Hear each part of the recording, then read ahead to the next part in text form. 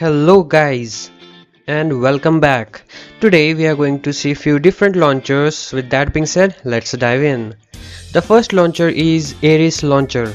If you are bored with the conventional launcher, then try this one. It provides a futuristic approach with terminals and cool themes. To start an application, all you got to do is write its name, or even a few words would be enough to get the name of the application as well as contacts and settings. It shows the suggested names as you type. Also, you can enable feed to show any message that you receive in the terminal, which would give it a cool vibe.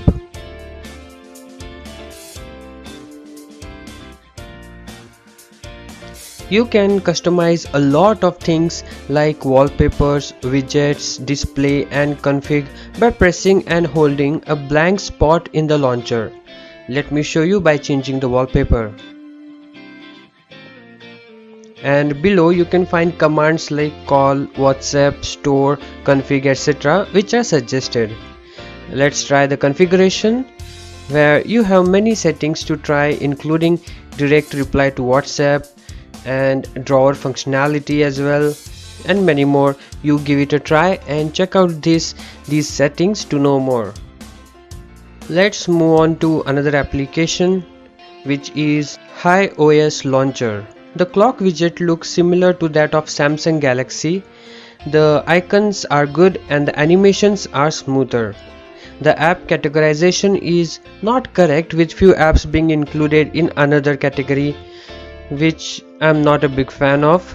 And moving to app drawer, it looks clean with no ads and no nonsense. And on top you have search option to search for apps, and the wand beside the search option provides with various themes which you can try for highly customizing the launcher. Let's see few of those.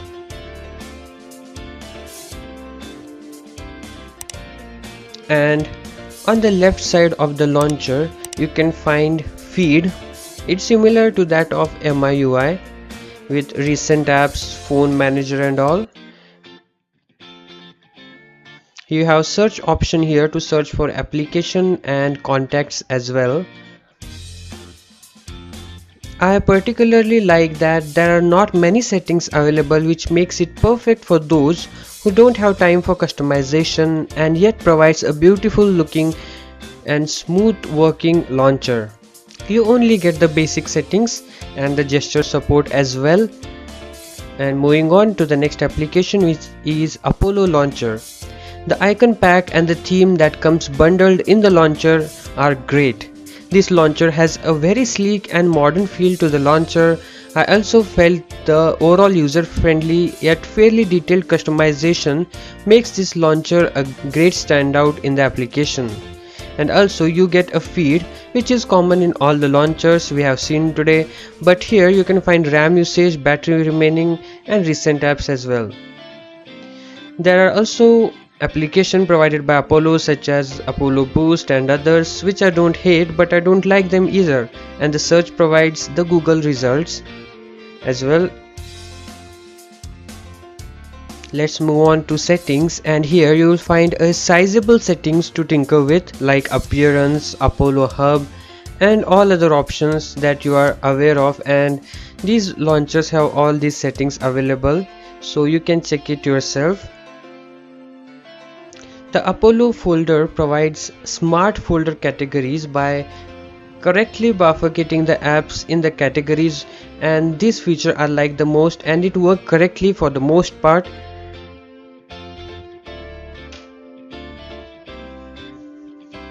And with that, let's get to our next application, which is Windows 10 desktop. By the name it's clear that it is supposed to look like Windows 10, and it looks way similar to it. Like the start menu, taskbar, you can quick toggle the basic settings such as Wi-Fi, airplane mode, screen brightness, turn on the flash, auto rotate and other things. And like Windows 10, this launcher also has an action center bar. You can check the notice of application or system with notification center. Even clicking on this PC opens File Explorer, which looks similar to what Microsoft Windows provides, but the functionality is limited. But there are some customization features which you can try, and I think you should use this application in horizontal rather than in vertical, which gives it a more of a real look and you can amaze your friends with that. The start menu has the application which you have installed in your phone. It shows just in the Windows, Microsoft Windows kind of vibe, and that's it. This is the application which looks similar to that of Windows. Yes, and it also has a few settings on the top right corner if you see, which also provide a variety of settings, and also you can sign in into Windows. With that, let's move on to the last launcher to be featured in this video, and that is iOS 12. This application does justice to the iOS launcher by providing what it should. Unlike other iOS launcher that I have tried, this comes closest to the real thing, like the icons, the animations, and other minute things. Here you can see if you require a thing, then you can add it, or if you don't need it, then you can delete it. And moving on to the search option, you can search any application just by sliding down and the search feature will work. You can also search web, the store, and the maps.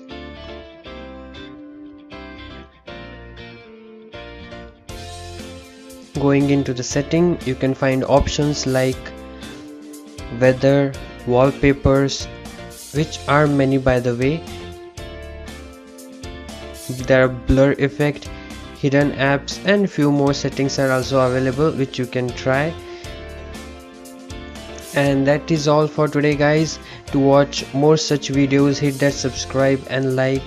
With that being said, I am Satej and see you in another video.